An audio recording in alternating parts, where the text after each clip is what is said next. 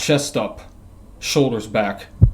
Welcome to Revival Fitness, everybody, your home for gains and brains. And we've got probably the lengthiest video I've done today because we got a lot to look at. So grab a snack and we're going to talk today about aesthetics and genetics, a deep dive into this topic. So as we take this field trip into body dysmorphia, here is the itinerary. We're going to talk about the genetic factors that come into play significantly when talking about bodybuilding and aesthetics. We're going to go over some famous examples, bodybuilders, people that are good examples of both ends of the genetic spectrum.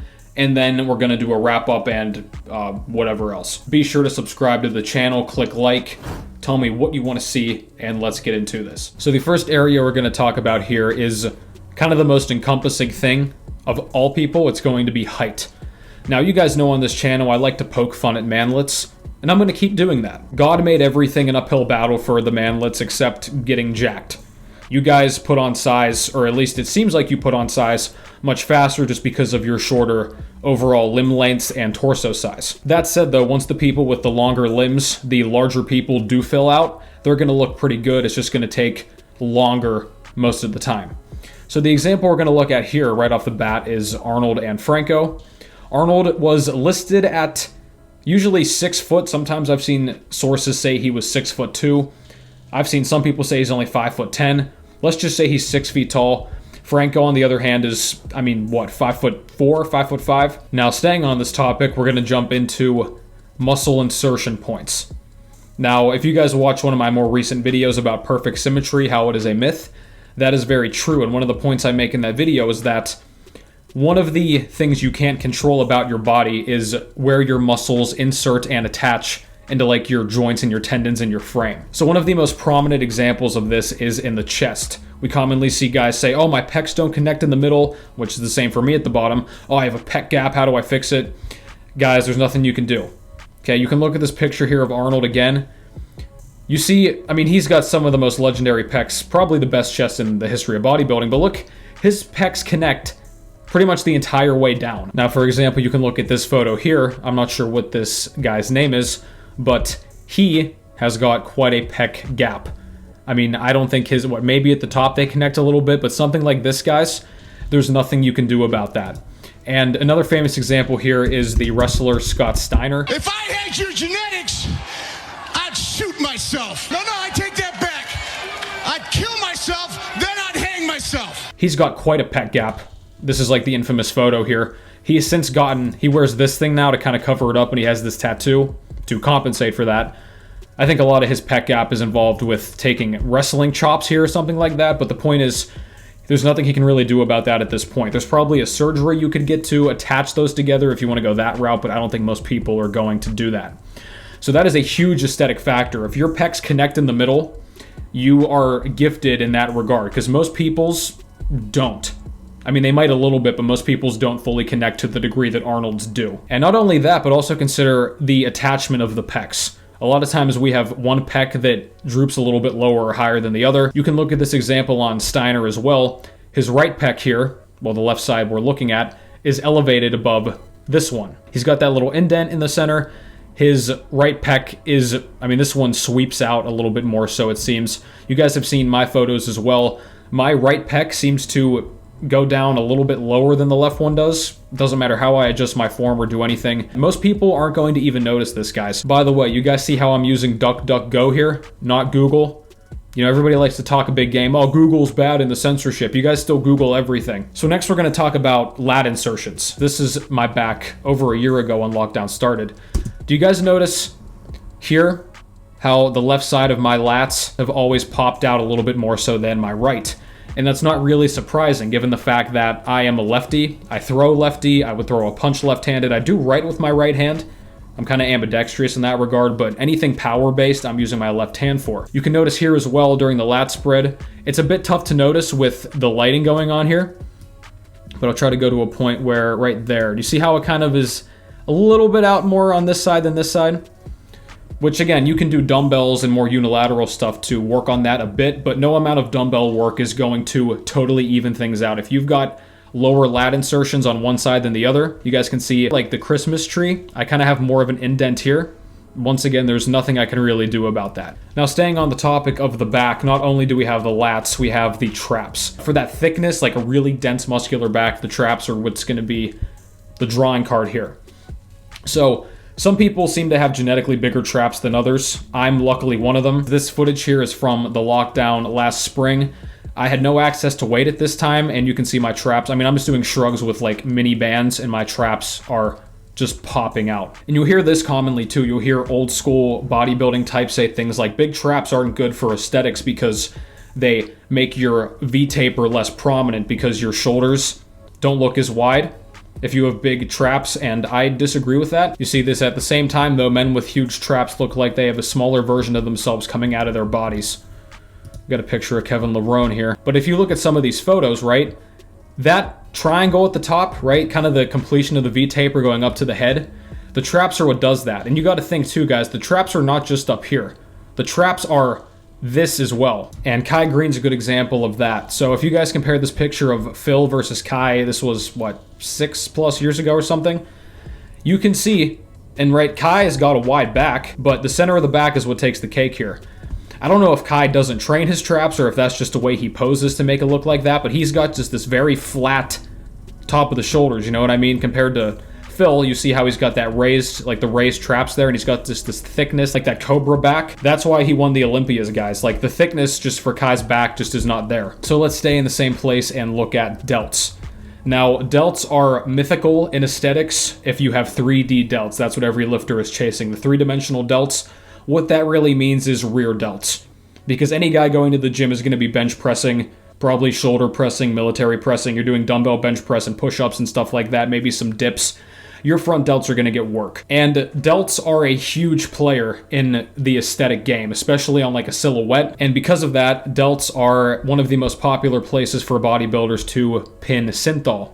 As you can see here, this guy has very clearly put some stuff in his shoulders and he looks absolutely ridiculous. And the good thing about aesthetics and delts is that for higher rep stuff, you don't need to use very heavy weights. You can do lateral raises, YT raises, face pulls, reverse pec deck, things like that. I mean, very lightweight, very high reps, very minimal fatigue, and your delts will grow. And the three heads of the deltoid, front, side, and rear, they all need to be trained. Of all three of those, without question, I would say the side needs the least amount of direct work just because it's smaller and it also is worked. When you're doing any shoulder pressing, the lateral head of the delt is going to get worked.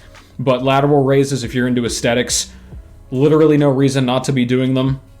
So just do them. All right, now moving into everybody's favorite muscle, the most commercialized muscle of all time, the abs. Now, the most popular example of abs are the mythical six-pack abs, right? Oh, there they are. And I've been there too, right? The first time you get a visible six-pack, you feel like hot shit. You feel like you can take over the world. But for a lot of people, especially women, it's going to be tough to sustain that. But abs are not simply one size fits all. We commonly think it's only a six-pack, but there are multiple genetic variations of abs. So let's look at a few of those now. Now, the first example here is going to be More Plates, More Dates. Derek here, he's got a great channel, and he's very famous for the Death Star delts, right? But I don't know if this is some birth defect or if he was just like that all the time, or I don't know what this is exactly, but his abs are, I don't know what to even call this. They look like fake almost. He just has this very oddly shaped midsection. He's probably talked about it. I don't watch all his stuff, guys. Fanboys, don't cry, okay? But yeah, so he kind of got the shit end of the draw for the ab genetics. Okay, but it's not just that either. We can go from 4-pack to 6-pack all the way up to 8 or 10-pack, the latter being rare so. But if we look at Phil Heath and his abs, he really only has a defined 4-pack. Now this one here, he's very ripped up. This looks pretty heavily edited. That looks like a 6-pack. This one here, he's only got a visible 4-pack, right? He's kind of got that 4 slab and then it just goes down. A lot of guys have that. Arnold in a lot of his photos has that as well. Now, personally speaking, I have pretty thin abs. Like, I don't really have these big blocks. You guys can see I kind of have those slimmer lines going across. I've never been remarkably lean, you know what I mean? I'm not sure how ripped my abs can get. I've never been, like, in contest shape for anything. But usually I get this in my midsection. So, well, it looks like if I get really lean, the 6-pack is going to show, but I think 6-pack is going to be the most visible that I'm going to be getting. Now, on the more rare end of the spectrum, we have the 8-pack or 10-pack. And most guys aren't going to be able to achieve this no matter how lean they get. Once again, guys, this is a matter of genetics, okay? So these sort of things, you can't really fret over them. I mean, you can get mad at your parents if you want, but that's kind of a fruitless endeavor. Some people's abs as well, they kind of have that crevice in the middle. Some people's don't have it as predominantly. Some people keep a little bit wider, right? Some people have abs and they still have a little bit more meat in like the midsection. You know what I mean? So this is all variable, guys. It's going to change based on your parents, maybe your ethnicity. All these type of things can come into it. And then the most rare one, of course, is going to be the 10-pack abs. Now, usually these are going to be photoshopped. There is this image of this one guy who has them. He's a rare breed for sure. Most people don't have that. That's why this is such a popular photo. And you guys got to understand, too, to the average person, the average non-lifting normie who just sees this stuff on the news, this right here is a six-pack. Okay?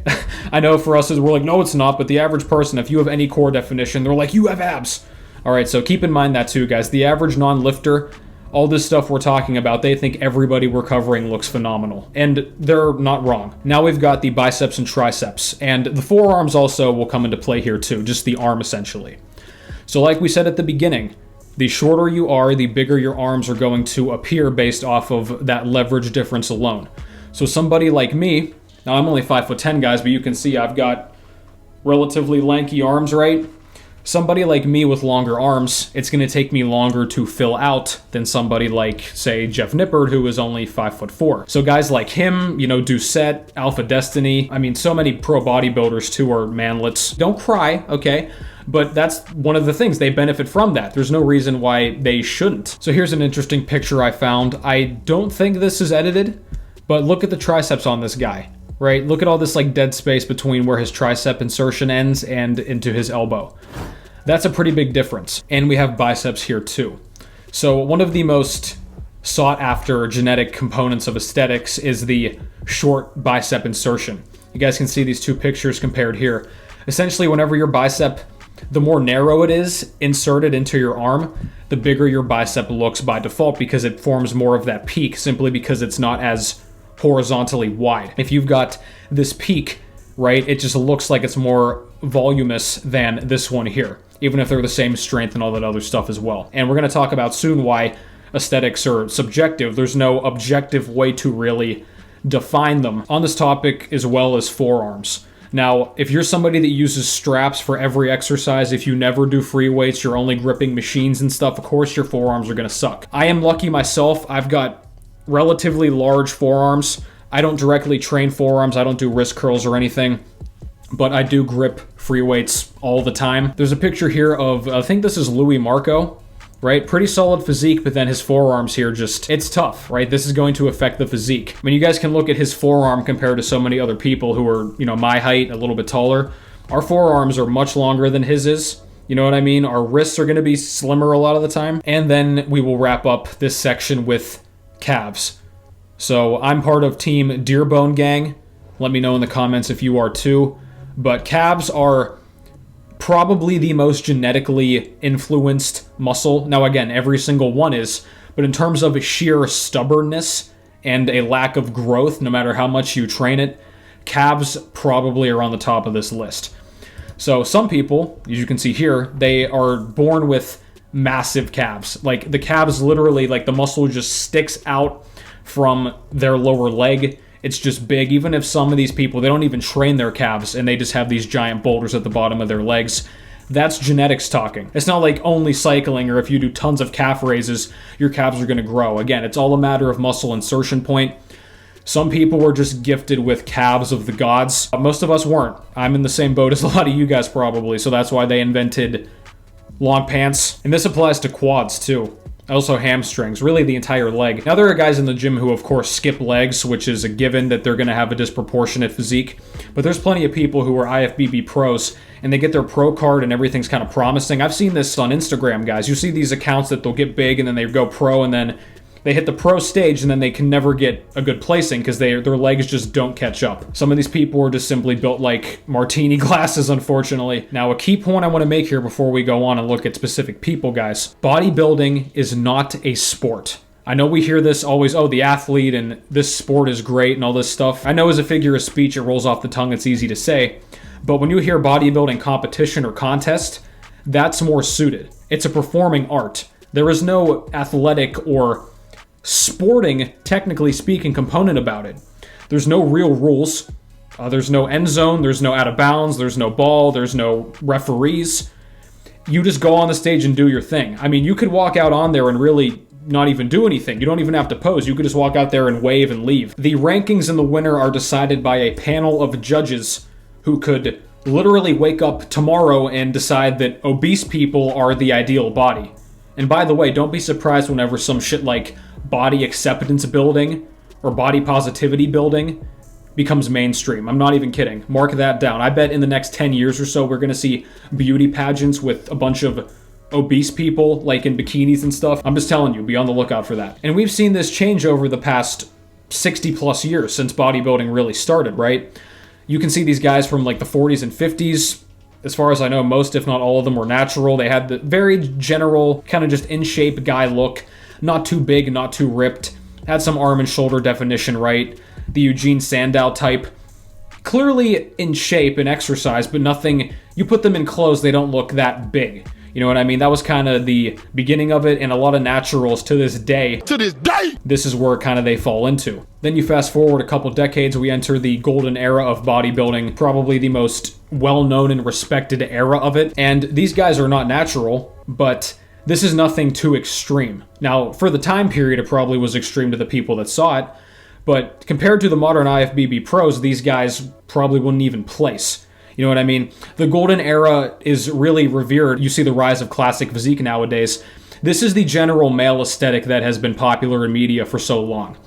Wide shoulders, big chest, defined abs. When you talk to the general guy who wants to get into lifting and bodybuilding, this is what they want to look like. Then we move more so into the 90s. That's when things started to really take a turn, kind of after Lee Haney. And the poster child for the 90s mass monster era was Dorian Yates.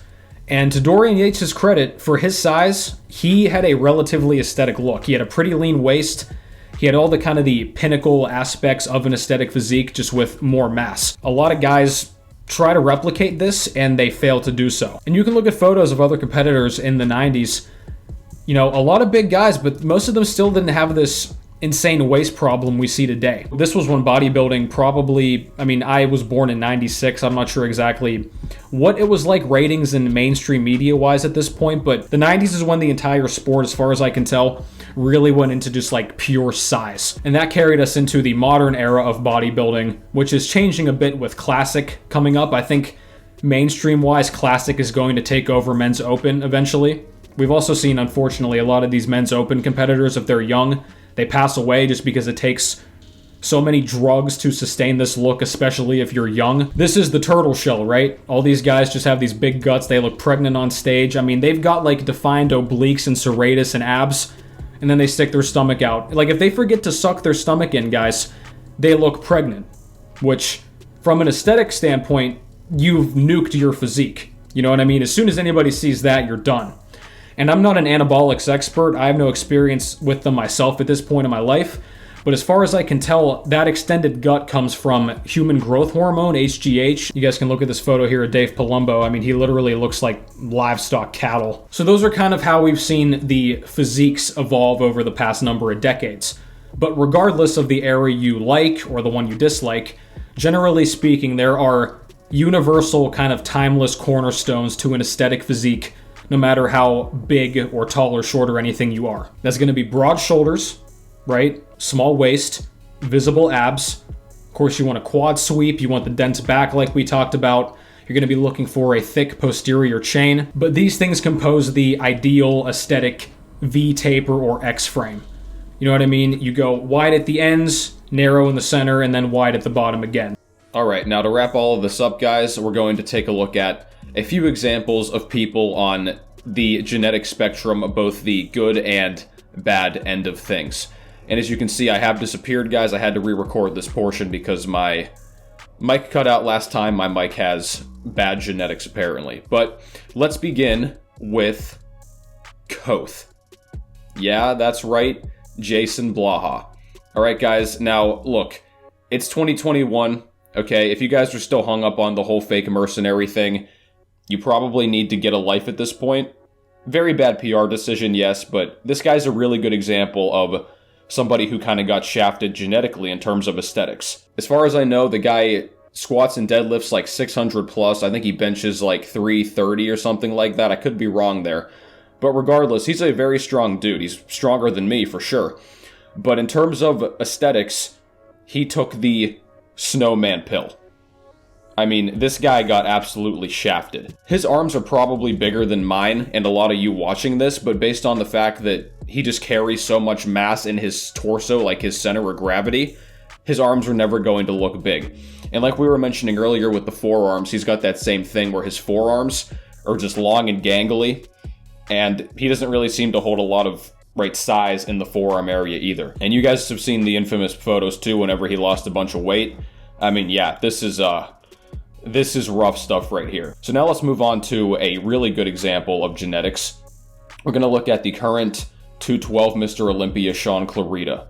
So Shaun is, I think, 5'2", 5'3". I'm not sure the exact height, but he is like supreme level manlet. He's incredibly short. But like I just told you, he won the 212 this year, and he's probably going to have a successful reign from what I would guess. You can see here as well, right? He's got a relatively small waist. He's got big sweeping lats, big legs, right? He's got that X-frame totally down pat. And you can look at photos of him too from his earlier competition days. It's pretty apparent that he's always had good genetics for this. And then you look at some more recent shots too. Like look at this back one, for example. I mean, that lat spread is ridiculous. Now his legs look smaller here because he's got the pants on. That really affects how your legs look in photos, but that like shoulder to waist ratio is ludicrous. So he's just very thick, very dense. He fills out extremely quickly. I mean, you can look at the difference here between him and the guy next to him. His waist just, I don't even know if it is technically smaller, but it looks smaller because his quads flare out so much and he's got just those giant lats. And in that same vein, we're going to look next at Brian Buchanan. Now, I'm not really familiar with this guy's competition history. He competed in, I think, the 80s and 90s. But he is probably the best example I've seen to this day of no waist. So look at this photo here.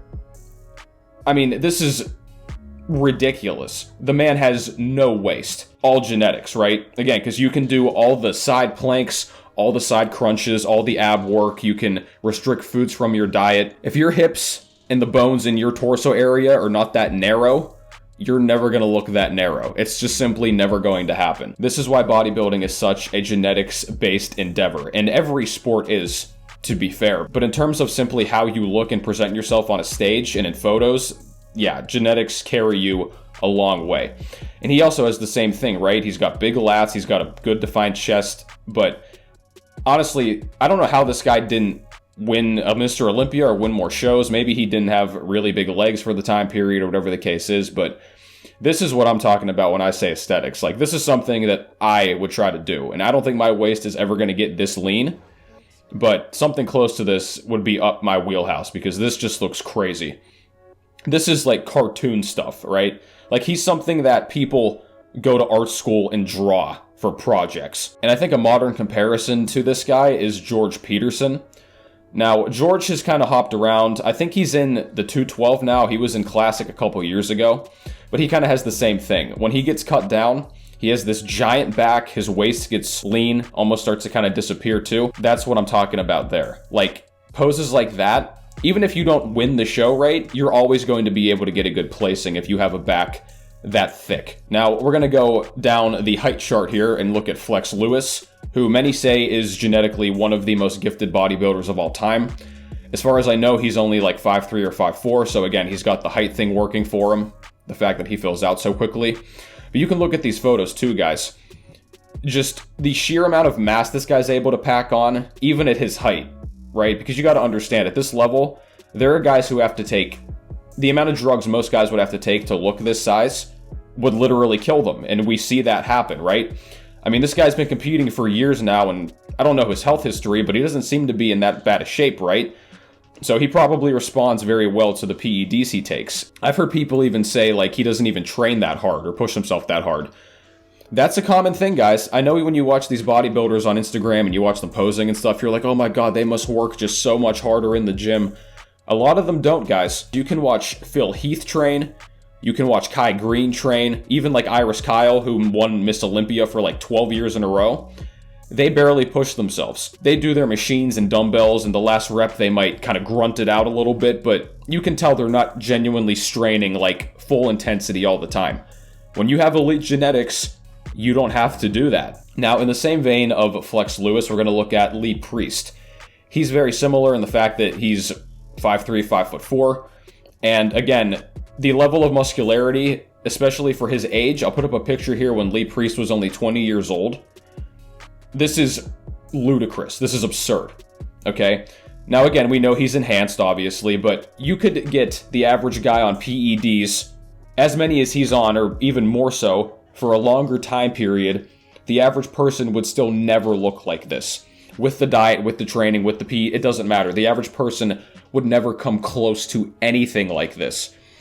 This, again, is the power of genetics. He fills out extremely quickly, just big, broad muscle bellies. He's, like, dense everywhere. Okay, now let's get into the taller end of things. Many revere Frank Zane as the king of aesthetics, even to this day. And when you look at Frank Zane, he has, like, the pinnacle of average guy who wants to get in shape, right? Because he's got the chest, the arms, the shoulders, the abs, you know what I mean? The forearms, everything on him is defined. He doesn't have any, like, noticeable weaknesses. This is what bodybuilding needs to return to, in my opinion, if it wants to maintain any level of mainstream appeal, which is very minimal to begin with. Zane's also unique in that he never had those absolutely enormous traps. Like, his traps clearly don't overpower his physique to any degree. And he also is famous for that vacuum pose. And he's got that golden era look too, right? Like, it's clear he works out his legs, but his legs are not absolute tree trunks to the point that they overshadow the upper body. So Frank Zane really had no noticeable weaknesses. He always kept a lean waist. He always had like a really good like flow and presentation to it. The average dude in the gym lifting, I don't care if they're young or old, they would take this Frank Zane look over Big Ramy or Phil Heath pretty much any day of the week. The guys who get to mass monster size in the modern era, they're truly a different breed. And you do need PEDs to attain this look, right? But I think it's obvious this guy's not on insane doses of anything, right? He's probably on just moderate stuff, maybe a little more come competition time. But that's really it. That is golden aesthetics in a nutshell. And of course, we can't say golden era without looking at Arnold. And we talked about this a little bit earlier. I want to really focus on the chest here, because Arnold's chest, I've never seen anything like it in person. Like, I've been in gyms, I've worked in gyms, I train people in gyms. Nobody has a chest like this. Arnold is one of those rare examples where he just hit the genetic jackpot in terms of his chest. And the interesting thing too here, when you look at the size of Arnold's chest and compare it to his shoulder and his tricep, his chest is overdeveloped, technically speaking, right? Somebody with a chest that size, I mean, you guys can look at his delt. His delts are really not that large. His bicep is like as big as the delt. And then his tricep, again, it's not like he had small arms or anything, but his tricep also is not astonishingly big. We see this so much now in the modern bodybuilding scene, guys, and I kind of have this issue too myself. My triceps will pop out, my shoulders will pop out, like if I do a side chest, but then my chest, I have to really like posture to get it to show well. I mean, look at this photo here when he's spread out. I mean, that's ridiculous. And I don't know, besides what his son maybe, we may never see a side chest pose like this again. And we've seen Arnold's training, right? He typically does barbell, incline barbell, dumbbell flies, but he never really did any fancy exercises, guys. So that's something to keep in mind too. You're not going to get massive pecs, or you're not going to change your muscle fiber distribution by doing these crazy, I'm going to squeeze one dumbbell or squeeze a plate and grow my inner chest. Guys, like I said earlier, if your inner chest does not connect like this, it's not going to connect like this. Just get as strong as you can on the main movements, and your chest is going to fill out as much as possible. But yeah, Arnold mogs pretty much everybody else on the planet. Now, next we're going to look at 8-time Mr. Olympia Lee Haney. And he has a really interesting bridge between like the classic golden era look and the more like 90s modern mass monster look, because he's, right, you can tell he's really big, but he still has that really lean midsection. The traps are very prominent, the chest is prominent, the arms are prominent. He gets that front double bicep going, his lats really start to pop out, and he was essentially the precursor to the Dorian Yates era, where it just got a little bit bigger, but still, like we said, the waist and the midsections stayed relatively small. And I think one of the best examples of classic aesthetics in the modern era is Terrence Ruffin, also known as Rough Diesel. He's got that same thing, guys, where he's really big everywhere, very filled out, very defined. He's also a shorter guy. And then his waist just hardly exists. I'll be honest, guys, when I was watching the Olympia last year, I almost expected him to beat C-Bum. C-Bum is kind of unique in that he has that very old aesthetic, filled out look, but he's taller. But I think if you give Ruffin another year or two, man, I think he can dethrone him. I think it's possible. I'm not saying it's going to happen, but it certainly would not surprise me. So we'll finish up here with some photos of myself. Now you can see here, this is my back. And again, I am much smaller than most of the people we've seen already, but this is just a reference point, guys. I think myself, I have a relatively solid V-taper. Now this photo was taken, I want to say, November of 2020. So this was when I was still, I'm still bulking now, but I was newer into my bulk. My waist, when I get leaner, my waist really starts to disappear. I'll show this photo here. I'm gonna have to cover it up because I'm nude in it. But you guys can see here, this is from summer 2020 when I was lean. That is the width from my lats down to my waist whenever I'm leaner, because I hold a lot of my fat in like my love handles, my stomach, right? That's where it all goes. So I start to get that kind of blocky look whenever I bulk up a little bit. And again, I know that scares the death out of kids. Oh my God, I lost the precious abs. Guys, you gotta stay the course and trust the process, okay? And then the final person we're gonna look at here to finish up is Phil Heath. So we've talked a lot about Phil Heath in this video already. What I wanna drive home here is the fact that just because you don't have the traditional aesthetic look from the front doesn't mean you can't do well in shows. All right, so Phil Heath, right, compared to Arnold, for example, his arms overshadow a lot of his physique. He's got big traps, big arms. His chest is certainly big, right? But it's kind of overtaken by those. He also has the blocky waist. He doesn't have the perfect six-pack abs. And people will commonly ask, like, how did Phil Heath win all these Olympias? Well, guys, again, like I was saying, the old phrase, shows her one from the back, strikes again. So you turn Phil Heath around, and it's lights out. I mean, the thickness of his back, the traps, the rear delts, the mid-traps, the erector spinae, he's just absolutely gigantic from this view. And it also, again, right, you see him from the front, his waist doesn't look that small. You see him from the back, his waist starts to disappear. That's the power of the posterior chain if you're getting into classic physique or bodybuilding, open, things like that. Now, again, for the general, like, skinny Gymshark bro in the mirror, you know, they just want to twist their abs and it's like, oh, look at my V-taper here. Okay. But if you want to get legitimately big, guys, you're going to have to get a big posterior chain to win shows. And as you can see here, Phil did just that. And he's kind of similar to Ronnie Coleman in that way, right? They're so big from the front, they almost don't look aesthetic. But then you turn them around and they hit back poses and it's just like, holy shit, what is happening here? So that's really been it, guys. I hope this video has been informative. I need to go to bed now here. It's been a long time editing this video. But thank you for watching. Tell me if you want to see more videos like this going forward. Like, comment, subscribe, and I will catch you next time.